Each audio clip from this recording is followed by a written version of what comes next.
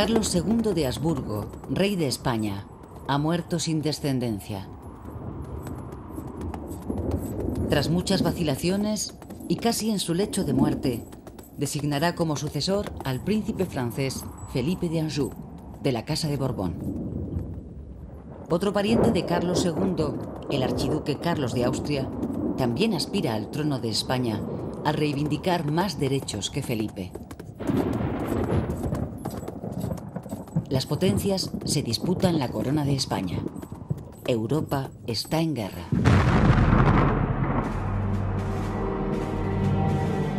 Del lado de Felipe V está la Francia de su abuelo Luis XIV. Del lado del archiduque Carlos, Inglaterra, Holanda, Portugal, los príncipes alemanes y, por supuesto, su hermano el emperador José I de Austria. Pero la guerra de sucesión no es solo europea, sino también civil. Los reinos de la antigua corona de Aragón, es decir, Aragón, Cataluña, Valencia y Mallorca, se han declarado partidarios del archiduque, que ha prometido respetar sus antiguos fueros y privilegios. El resto de España se manifiesta a favor de la nueva dinastía borbónica. Felipe V debe la corona tanto al testamento del anterior rey Carlos II como a las maniobras de su todopoderoso abuelo, el rey Luis XIV de Francia. El vínculo familiar, es decir, la pertenencia a la Casa de Borbón, atará al joven Felipe a los vaivenes políticos de su abuelo.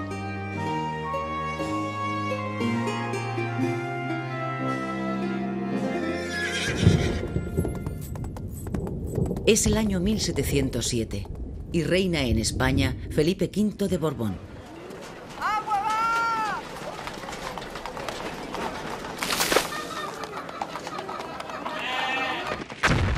Después de años de combates, incursiones y retiradas, una gran batalla ha tenido lugar en las tierras albaceteñas de Almansa entre el ejército borbónico de Felipe V y las tropas del archiduque Carlos, un conglomerado de ingleses, portugueses, holandeses y protestantes franceses. ¡Paso al correo real!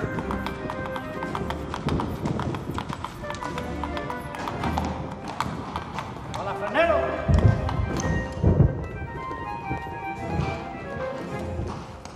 ¡Paso al correo real!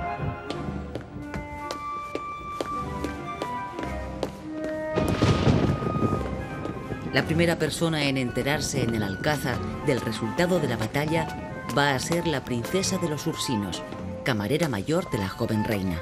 Señora. La Ursinos, de origen francés, viuda de un príncipe italiano de la estirpe de los Orsini, ha sido colocada junto a la reina por orden de Luis XIV, que así recibirá puntualmente las confidencias de la princesa.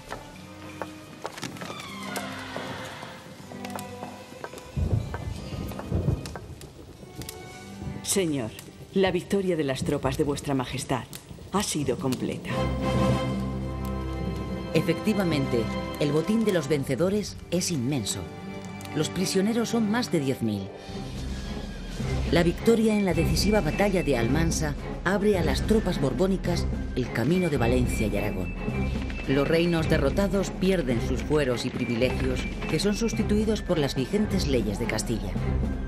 Si en el plano político las circunstancias favorecen su causa, en lo personal, también Felipe V está de enhorabuena.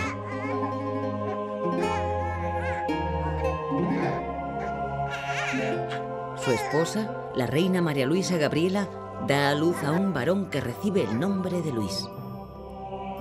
El rey feliz asiste al Te Deum y se encargan 50.000 misas por los muertos en el campo de batalla y en acción de gracias por la felicidad de tener un heredero. Los reyes viven los mejores momentos desde que llegaran al trono.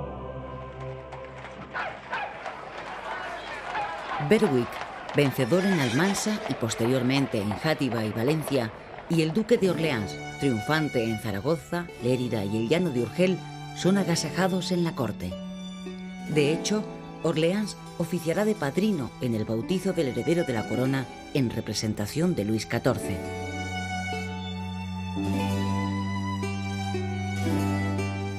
Felipe V, que en los difíciles inicios de su reinado recibió el título de El Animoso por su determinación, puede sentirse satisfecho. Lleva 7 años en España, en la que entró como rey siendo casi un niño con solo 17 años de edad.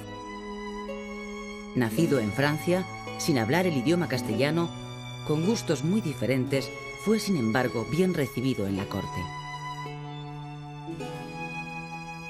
Tras un Carlos II decrépito, la juventud y buena presencia del nuevo rey parecía presagiar una renovación muy necesaria. Es un joven culto, amante de la lectura y las bellas artes. Aunque atacado periódicamente de melancolía, quiere seguir los pasos de su abuelo Luis XIV y cambiar la monarquía descentralizada de los Austrias por un estado uniformista donde él, como rey, controle todos y cada uno de los resortes del poder. Ha estado varias veces a punto de perder el trono. Tuvo que abandonar Madrid en 2 ocasiones ante la presencia de tropas del archiduque y ha sufrido la humillación de que la isla de Menorca y el peñón de Gibraltar hayan pasado a manos inglesas.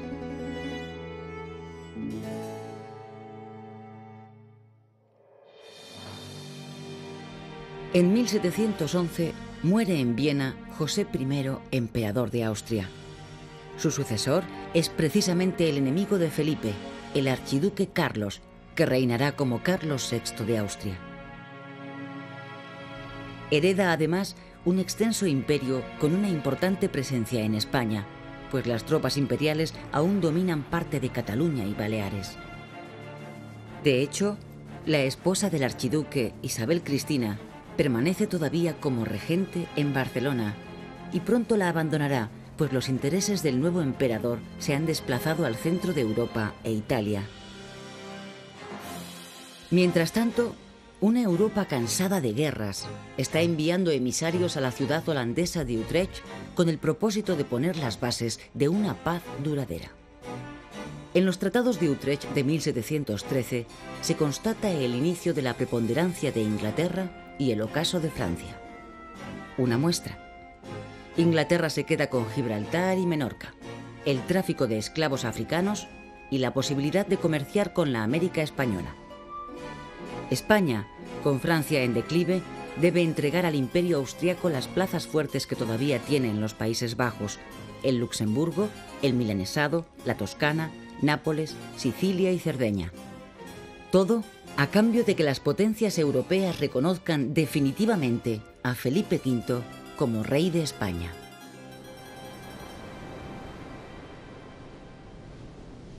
De resultas de este mercadeo, los pescadores del norte de España pueden tener acceso a las pesquerías de Terranova.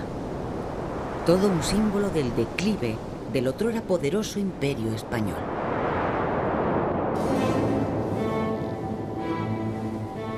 Como apoyo a esa paz, Felipe V renuncia a sus derechos sobre el trono de Francia, posibilidad que siempre había alarmado a las otras potencias, y además promulga por consejo de su abuelo la llamada Ley Sálica, que aparta a las hembras de la línea sucesoria, hecho que provocará un siglo después las llamadas guerras carlistas.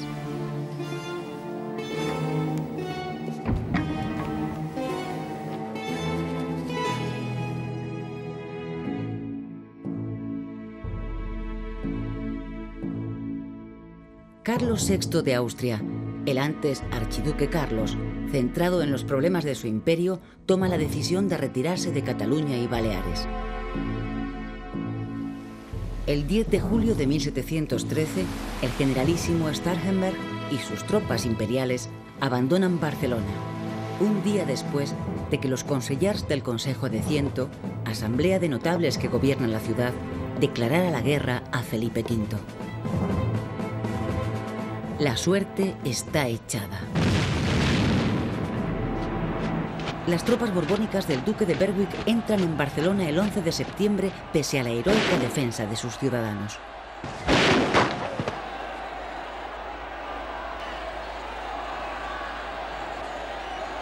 Un tercio de la ciudad queda destruida.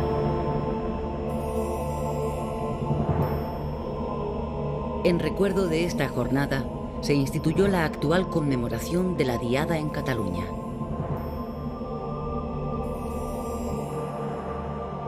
El funcionario Patiño presidirá la nueva Junta de Gobierno, la que pondrá en marcha el decreto de nueva planta, es decir, la muerte de los antiguos fueros. Mallorca e Ibiza son las últimas tierras en acatar a Felipe V, y para ello hubo necesidad de contar con la flota francesa. También en las islas, tras la conquista, se imponen las nuevas leyes.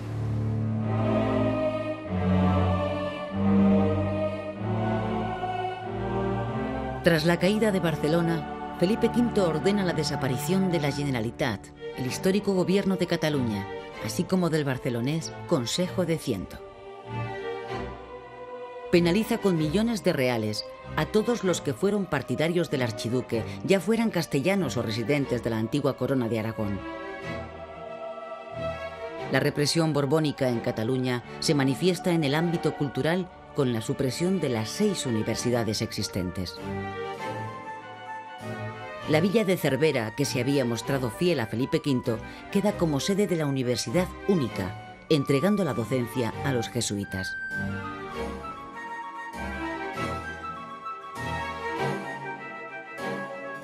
En cambio, la aplicación del decreto de nueva planta en Cataluña no anula el derecho penal ni el civil y permanecen intocados los gremios, los colegios notariales y el Consulado del Mar.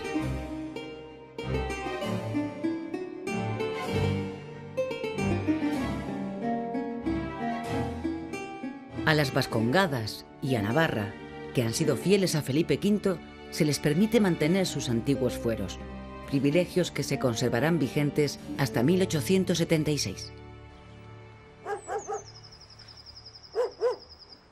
Las leyes de nueva planta ya las había impuesto Felipe V a los derrotados antiguos reinos de Valencia y Aragón. Francesc Roig. Francesc Roig, sisplau, excelencia.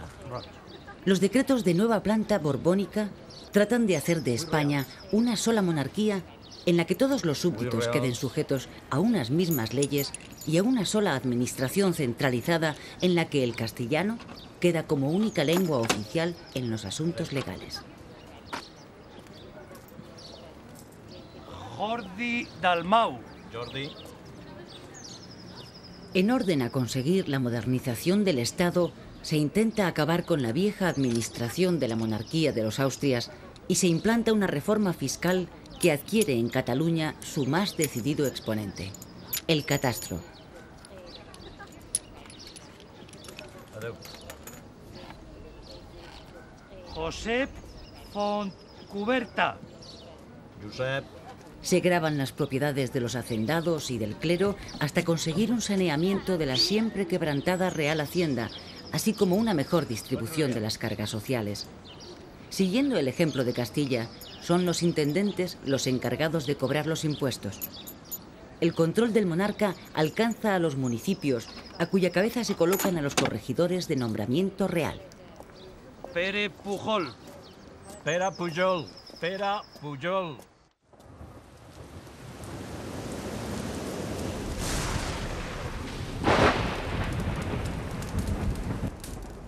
La joven María Luisa Gabriela muere ante la desesperación de su marido y rey. El dolor de la corte y del pueblo es en esta ocasión sentido y sincero. Ha sido una reina prudente y con valor en los difíciles momentos por los que ha pasado el inicio del reinado del primer Borbón. Deja 2 hijos para la continuidad de la corona, Luis y Fernando, pues otros 2 murieron prematuramente.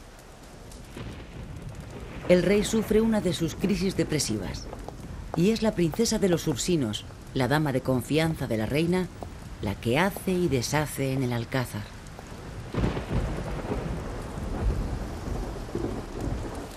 El hombre del momento, el que tiene las riendas en la mano, es el francés Henri, que es, como la de Ursinos y muchos de sus antecesores, agentes puestos por Luis XIV.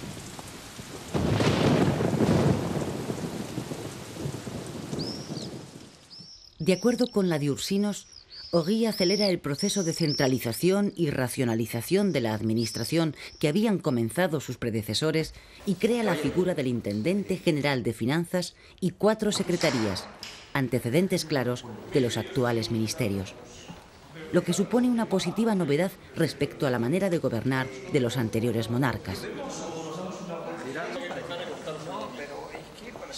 Los grandes títulos y la alta nobleza comienzan a desaparecer de los puestos administrativos de poder y una generación de tecnócratas procedentes de la magistratura y la universidad toman el relevo.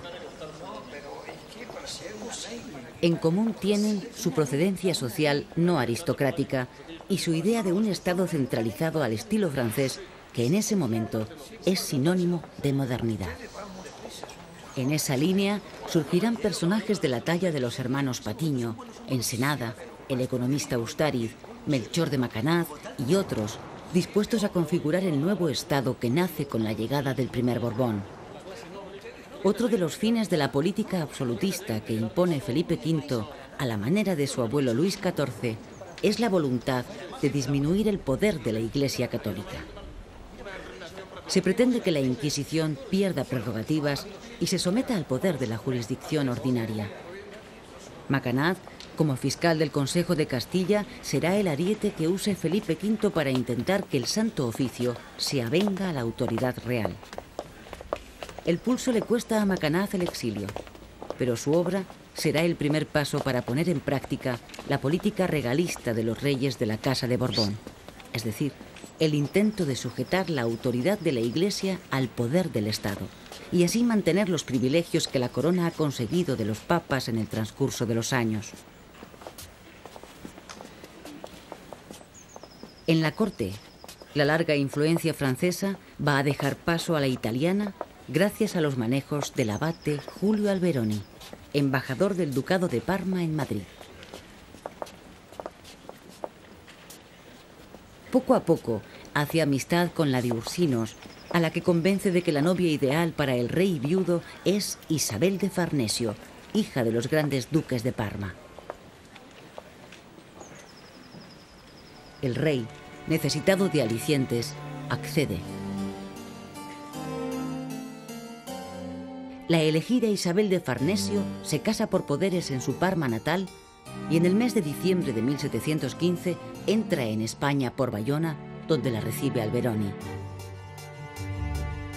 En Jadraque la espera la princesa de los Ursinos que, por un comentario fuera de tono acerca de la manera de vestir de Isabel, perderá la confianza de la nueva reina y será expulsada de la corte. Felipe V, que la espera en Guadalajara, acepta el golpe de autoridad de la que va a ser su nueva esposa. En dicha ciudad, en el Palacio del Infantado, se ratifica la real boda. La elección de la princesa italiana ha sido un acierto. El rey no se despega de Isabel, a la que se siente muy unido en la intimidad de la alcoba y en la mutua y diaria afición a la caza.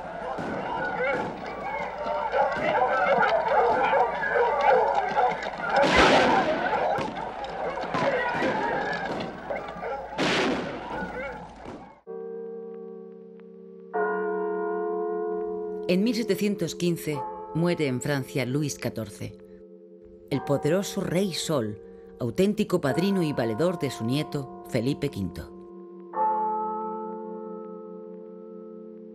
El francés Ory es retirado del gobierno. Queda entonces Alberoni como dueño y señor de la voluntad de la reina, a la que tiene atada, entre otras cuestiones políticas, por cocinar personalmente para ella especialidades de su Parma natal.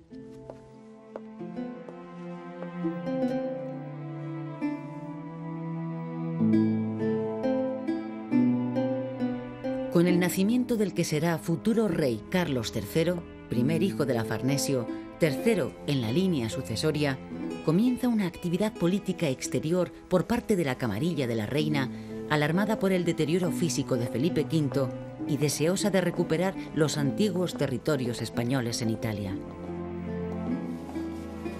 En efecto, Isabel teme ser, como la mujer del hechizado rey Carlos II, una reina viuda olvidada, ninguneada. Por eso está muy interesada en que sus hijos, postergados de la sucesión de la corona de España, dada la prioridad de los infantes Luis y Fernando, hijos de la anterior soberana, tengan lugares donde reinar y donde recogerse ella en su más que previsible y pronta viudedad. Al interés particular de la reina se conjuga el deseo de revancha de una monarquía como la española, tan avasallada por los tratados de Utrecht. El plan se concreta con la invasión de Cerdeña y Sicilia, en ese momento parte del Imperio austriaco. La respuesta de Inglaterra, siempre aliada de Austria, es inmediata y adversa para los intereses de España, cuya flota es derrotada por la inglesa en aguas del Cabo Passaro. Y es que durante la primera mitad del siglo, Inglaterra no perderá la ocasión para acabar con el renovado poderío naval español. Los aliados firman la paz con España a cambio de que Felipe V prescinda de Alberoni, que tendrá un dorado retiro como cardenal en la corte del Papa, y al mismo tiempo se muestran condescendientes y permiten que los ducados de Parma y Toscana pasen a los hijos de la Farnesio. En ese momento, la Farnesio ya es madre de 3 varones y una hembra. La reina ha conseguido poner un pie en Italia. Sin embargo, para el pueblo llano, Isabel se ha convertido en una reina impopular.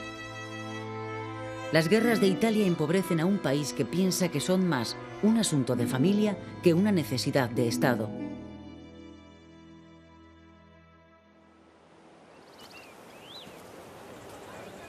Felipe V ha cumplido 40 años, pero parece un viejo achacoso. Apenas puede articular palabra. Sus habituales periodos depresivos han llegado a un nivel alarmante.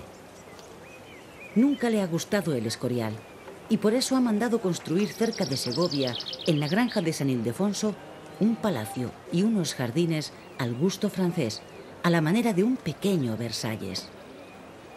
Es el único lugar donde se encuentra a gusto y cada vez tiene más presente la idea de abdicar en su hijo Luis y dedicarse a la oración y la salvación de su alma, pues los escrúpulos religiosos le abruman. Algunos sospechan que esta maniobra encubre una renovada aspiración a la sucesión del trono francés por parte de Felipe V. En cualquier caso, el rey impone su voluntad a su mujer y a sus ministros. Es el año 1724 cuando, ante la sorpresa de las cortes europeas, el rey de España renuncia a la corona en favor de su hijo Luis. Buscarle esposa al joven rey se convierte en el más urgente asunto de Estado. La elegida es Luisa Isabel de Orleans, hija del regente de Francia, y la boda tiene lugar en la villa de Lerma. Luis tiene 17 años cuando se celebran los esponsales y 15 su mujer. El reinado de Luis I ocupa menos de un año en la historia de España. De él queda el recuerdo de las excentricidades y caprichos de su esposa, que de alguna manera se redime asistiendo a Luis I en su postrera enfermedad, unas viruelas malignas que le producen una muerte precoz. Aconsejado por la reina, nobleza y clero, Felipe V debe aceptar de nuevo la corona. Su inmediata disposición es reunir, por primera vez en la historia de España, a las Cortes Generales, las de Castilla y Aragón, juntas.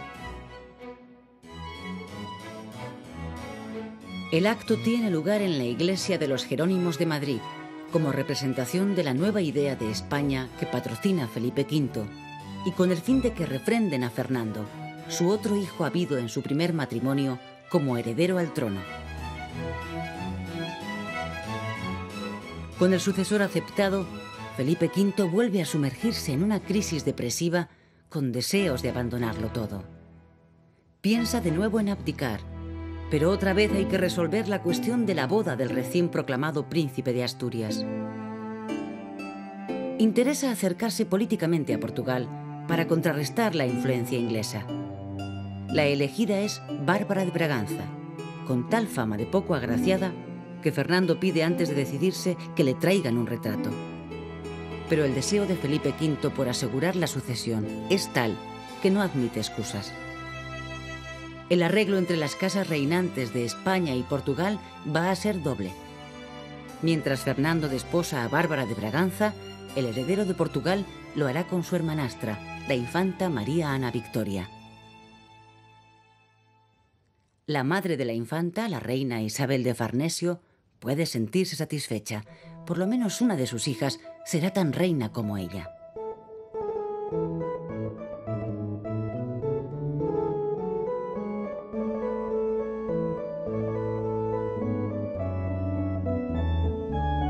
La corte se pone en marcha hacia Badajoz, donde en su catedral tendrán lugar los esponsales del heredero. Una vez finalizada la boda de su hijo Fernando, la corte no vuelve a Madrid, sino que se encamina a Sevilla. José Patiño y Rosales, que es entonces primer ministro, no quiere al achacoso Felipe V en Madrid, donde paraliza el ritmo de los asuntos de gobierno. De acuerdo con la reina, le mantendrá durante 5 años recorriendo Andalucía de un extremo a otro.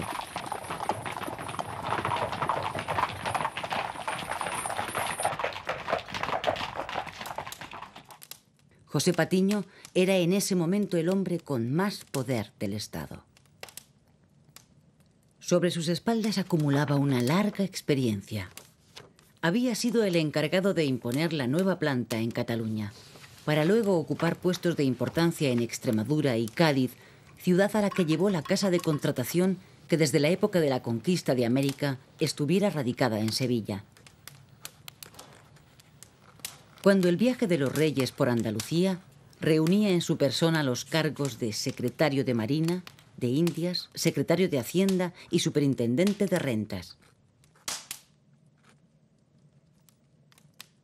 A él se debe la reorganización de la Marina, con la construcción de los arsenales de La Carraca, Cartagena y Ferrol, así como la creación del Colegio de Guardiamarinas de Cádiz. También moderniza el ejército y sanea la hacienda mediante reajustes monetarios y tributarios.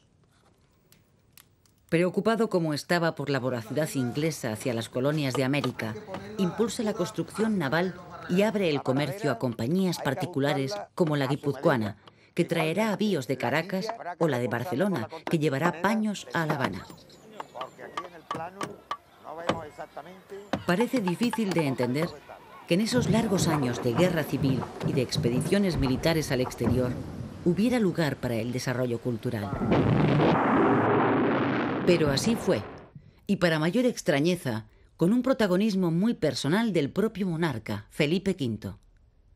En 1711 había fundado la Real Librería, primera biblioteca pública del Estado con la cesión de 6.000 volúmenes de su propiedad. Abierta solamente a hombres, incluye un gabinete de libros prohibidos. 2 años después, y debido al influjo de tertulias aristocráticas, se crea la Real Academia Española, antecedente de la actual de la lengua, con el objetivo de publicar un diccionario útil para la conservación de la lengua castellana. Querido Mayans, ¿cómo estáis?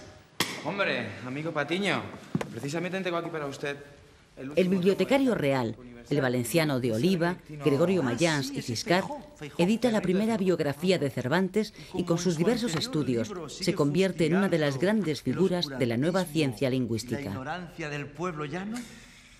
Otro de los autores importantes de la época es el benedictino Fray Benito Feijóo. En los escritos de Feijóo aparece una nueva manera de entender el patriotismo español, alejándose del casticismo tradicional de siglos pasados, a la vez que se ponen reticencias al mero seguidismo de la cultura francesa.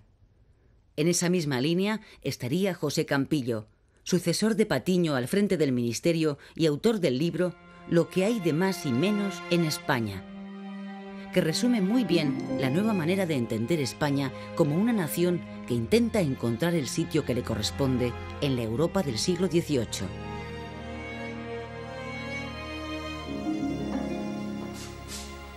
Pronto se notará su aportación a los nuevos saberes científicos y culturales.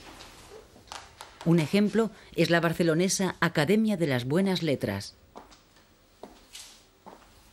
En Sevilla, el propio rey apoya la nueva Sociedad de Medicina. en Cádiz se construyen el Colegio de Cirugía y un espléndido observatorio. Lectura de las 0 horas 59 minutos 43 segundos. 15 grados 30 minutos 42 segundos. La política mercantilista de Patiño y José Campillo hace que Barcelona sea ya en esos años un centro industrial importante con el florecimiento de los talleres de hilados. Madrid, Barcelona y Cádiz son las grandes ciudades del siglo. Además, el auge del comercio con América enriquece también a ciudades portuarias como Vigo, La Coruña, Santander, Bilbao y San Sebastián. En Valencia, la industria sedera comienza un espectacular despegue. Pero no todos son luces en la España de los primeros Borbones. Un dato: muchos de los habitantes de Canarias deben emigrar a América debido a que el gusto de los ingleses se inclina por el oporto y por tanto arruina las plantaciones del tradicional malvasía. La propiedad de la tierra y el régimen señorial siguen intactos. Se mantienen los privilegios del clero y la nobleza, y sobre la escasa burguesía recaen unos impuestos sobre el consumo difíciles de soportar.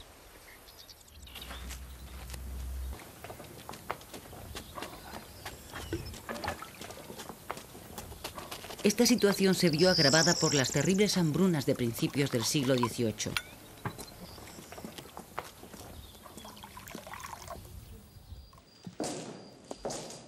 El periplo de la corte por Andalucía no ha sentado muy bien al rey, que ahora duerme de día y despacha por las noches. Isabel de Farnesio aprovecha una ligera mejoría en la enfermedad de su esposo y ordena que la corte regrese a Madrid. Mientras tanto, ha estallado en Polonia una guerra por la sucesión en el trono y Francia vuelve a estar interesada en contar con España de aliada como en los tiempos de Luis XIV. Así se llega al llamado Pacto de Familia entre los dos Borbones, Felipe V de España y Luis XV de Francia. Por enfrentarse al Imperio austriaco, España recibirá el apoyo francés para la recuperación de Gibraltar, que se resuelve con un nuevo fracaso, y para reconquistar las antiguas posesiones españolas de Nápoles y Sicilia. El infante Carlos, ya duque de Parma y Toscana, el que llegará a ser Carlos III de España, es el héroe de la contienda. Es el año 1735 y Carlos de Borbón y Farnesio es coronado rey de Nápoles y Sicilia. Su madre Isabel de Farnesio vive posiblemente sus más felices días desde que es reina y madre. En cambio, Felipe V vuelve a estar como en los peores días de su estancia en Sevilla. Sigue haciendo vida nocturna, lo que fuerza a sus ministros a despachar con él hasta altas horas de la madrugada.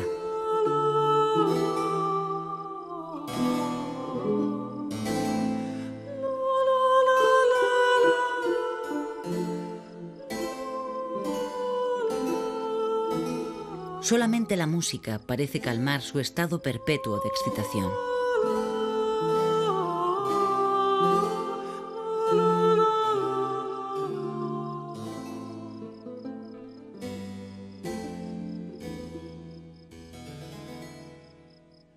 Por mediación de Isabel de Farnesio, llega a la corte el napolitano Carlo Broschi, conocido como Farinelli, el castrado.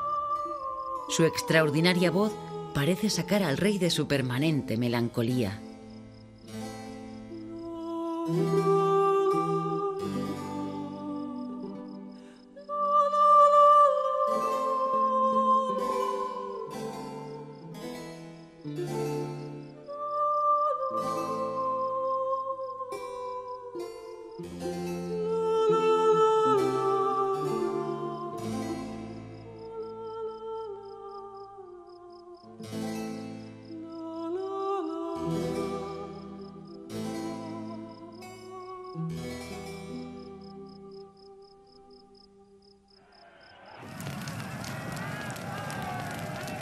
Un incendio fortuito destruye el viejo alcázar de los Austrias, oportunidad que aprovecha Felipe V para encargar sobre el mismo solar otro más al gusto francés, más en la línea del Palacio de Versalles.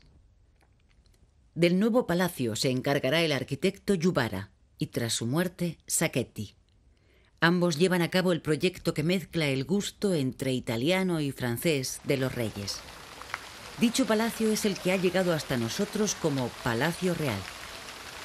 Resultado de esta colosal obra y con destino a la decoración de sus estancias, se solicitará el concurso de las reales fábricas de tapices cuyas manufacturas alcanzaron merecida fama. La cristalería que ennoblecerá las reales mesas va a proceder de la muy experimentada Real Fábrica de Vidrios de la Granja. Lo cierto es que el apoyo de Felipe e Isabel a las bellas artes es innegable y se plasma en la fundación de una academia que velará por sus diferentes disciplinas en el año 1744.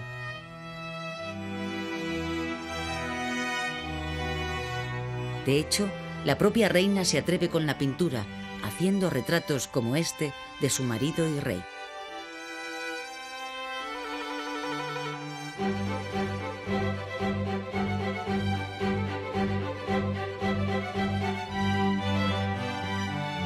Aunque la arquitectura palaciega en general está en manos de italianos, no quiere decir que no haya un grupo de arquitectos españoles del más alto nivel.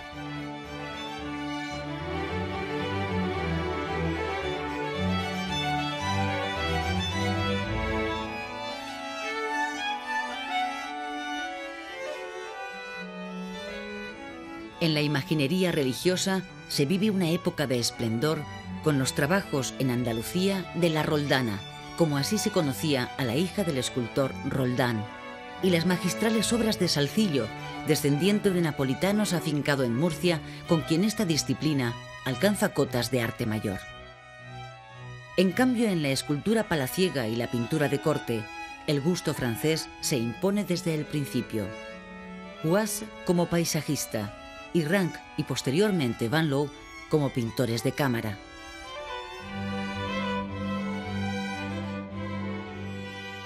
Sus numerosos retratos de la real familia que han llegado a nuestros días así lo atestiguan.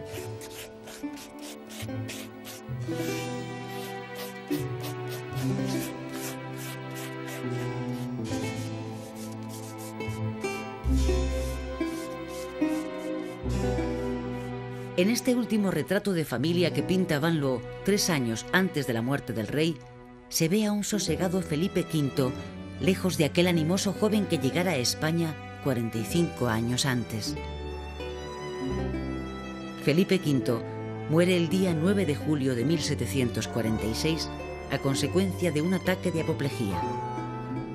Será enterrado en su muy querido palacio de la Granja de San Ildefonso. Su reinado ha sido el más largo de la historia de España.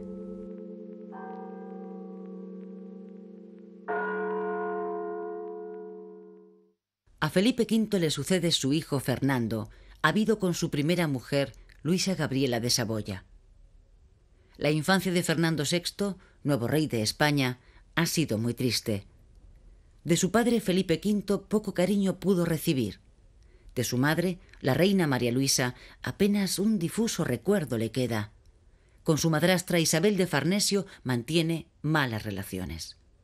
Hubo temporadas de su infancia en que Isabel lo tuvo encerrado aprovechando su mala salud.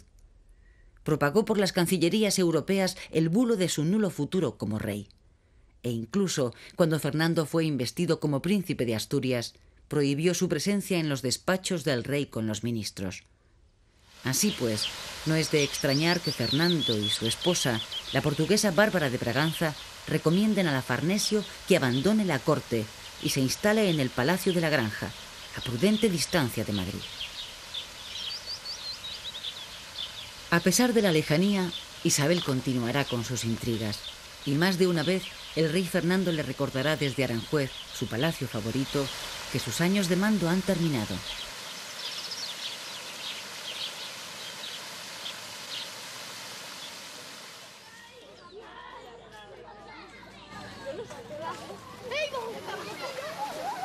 Con Fernando VI se inicia un periodo de paz hasta entonces desconocido en el siglo. Su lema va a ser paz con todos, guerra con nadie, y bien que se ocupará de que sus ministros cumplan sus órdenes. En busca de una neutralidad que le equidiste de las rencillas entre Francia e Inglaterra, se adhiere al Tratado de Paz de Aquisgrán, que respeta el pacto de familia con Francia, pero que encuentra en Inglaterra un no rotundo a la devolución de Gibraltar y Menorca.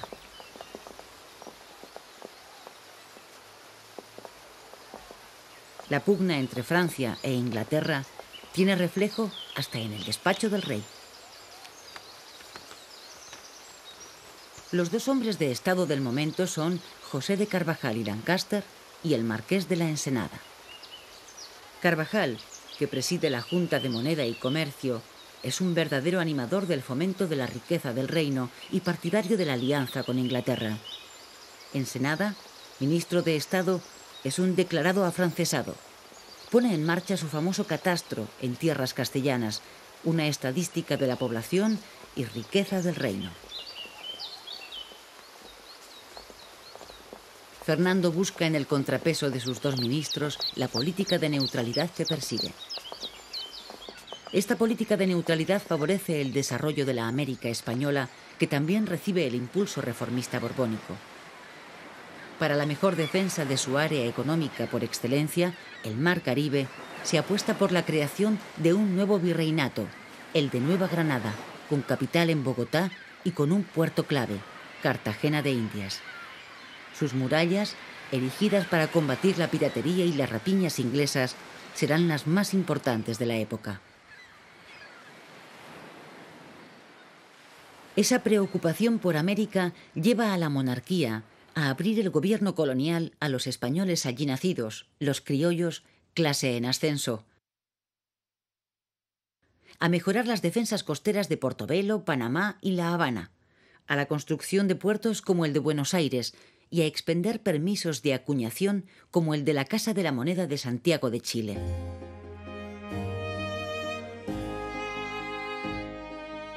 En el aspecto negativo, la agobiante presión impositiva y el apartamento social de mestizos e indios dan como resultado revueltas que empiezan a tener un tinte antiespañol, azuzadas por Inglaterra, país deseoso de monopolizar el comercio con América. América es también un campo de acción y experimentación para las nuevas ciencias que animan los reyes ilustrados europeos, sobre todo la geografía y la botánica. Ulloa y Jorge Juan, dos marinos españoles, participan en la expedición del francés La Condamine al Ecuador para medir 1 grado del meridiano terrestre.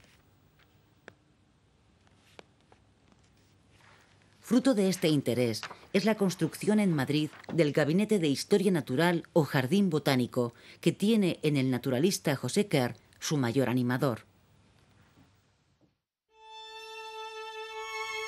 Estos años de paz permiten a los reyes acrecentar su apoyo a las bellas artes y ocuparse del embellecimiento de los diferentes reales sitios.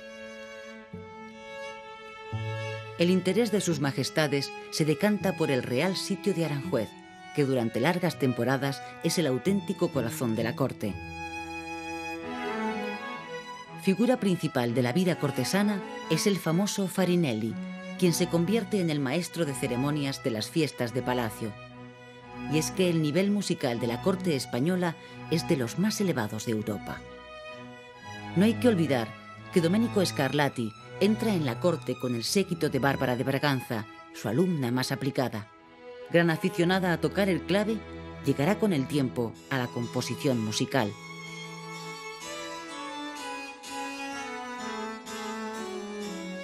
Pero la obra arquitectónica que por siempre se asocia a Fernando VI y a su esposa es el convento e iglesia de las Salesas de Madrid. La idea de su construcción nace en el ánimo asustado de Bárbara de Braganza al contemplar las crisis hipocondríacas de su marido. Bárbara, ante el miedo a una posible viudedad controlada por la Farnesio, responde con una acumulación de joyas, dinero y títulos que causa asombro cuando se airea tras su defunción. Y como posible morada para esos malos tiempos, manda construir el monasterio de las Salesas Reales, actual sede del Tribunal Supremo.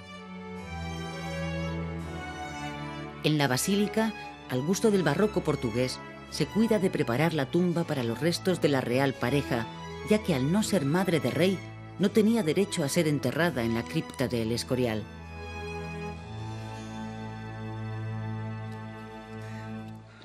El Palacio de Aranjuez ya no es el escenario de los tiempos de fiestas. La reina agoniza. El rey anda sin rumbo por los patios y jardines y pregunta sobre el estado de su esposa hasta a los soldados de guardia. Majestad, señor. ¿Cómo está la reina? El tiempo y la convivencia hicieron que brotara en el rey un sincero amor y admiración por aquella fea princesa que vino de Portugal. Fea, pero sumamente inteligente e instruida.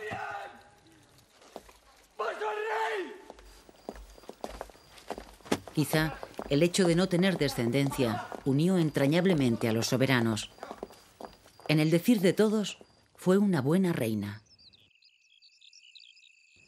La muerte de Bárbara en el año 1758 desequilibra al rey, que no quiere pisar ningún palacio donde ella habitara.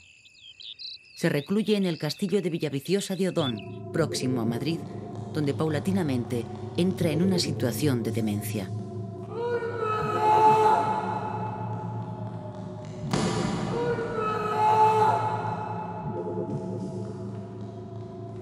Los ataques de locura le llevan a morder los vasos, que deben ser todos de plata para que no se corte. No se cambia de ropa y se golpea con furia contra las paredes. A veces queda en estado cataléptico. En otras crisis intenta suicidarse.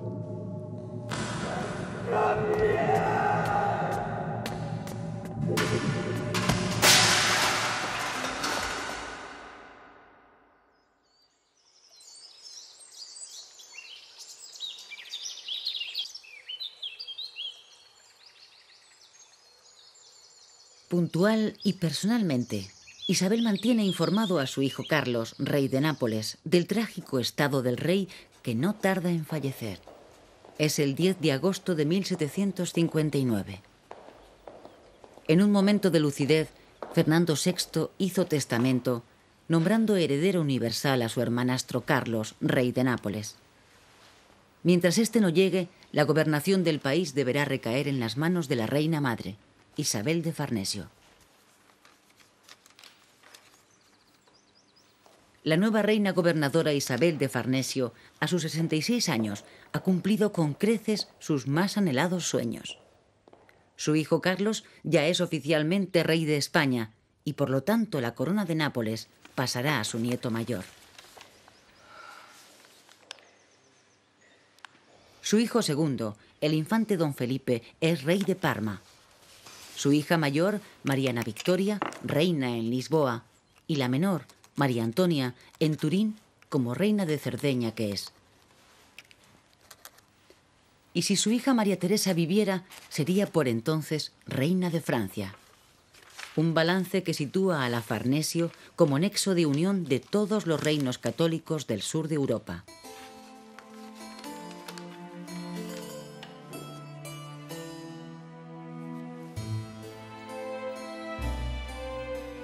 Isabel de Farnesio, superviviente a 1000 regates de la historia, se prepara para volver a la corte y hacer su entrada oficial como reina gobernadora en el Palacio del Buen Retiro, a la espera de que su hijo tome posesión del trono. Un mes después, su hijo Carlos abandona, en medio del pesar de sus súbditos, el puerto de Nápoles rumbo a Barcelona, donde desembarcaría a los pocos días ya como Carlos III de Borbón, rey de España y de las Indias.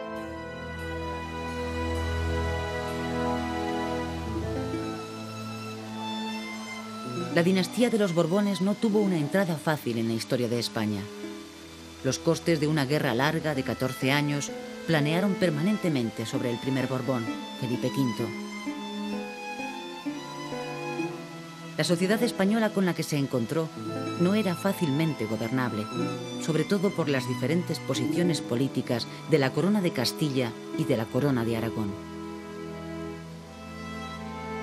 La política de Felipe V y de Fernando VI estuvo siempre por encima de las cualidades personales de los propios reyes.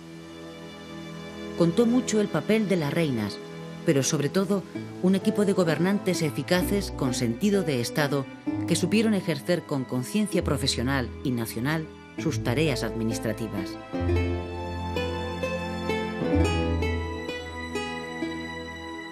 Los juicios más pesimistas sobre el reformismo de los reinados de Felipe V y Fernando VI lo despachan con la sentencia de que algo tenía que cambiar para que todo siguiera igual. La conclusión es posiblemente injusta. Quizás sería más cierto decir que la sociedad española se manifestó muy dividida a la hora de compartir los proyectos reformistas de los primeros Borbones.